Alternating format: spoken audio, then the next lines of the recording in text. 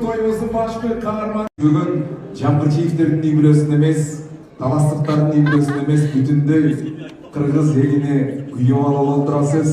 Абдан бир чоң жоопкерчилик алып отурасыз. Аманатка кыянат кылбайсыз деп биз ишенебиз. Дагы бир жолу бакыт каалайбыз. Никеңиздер берекелүү болсун.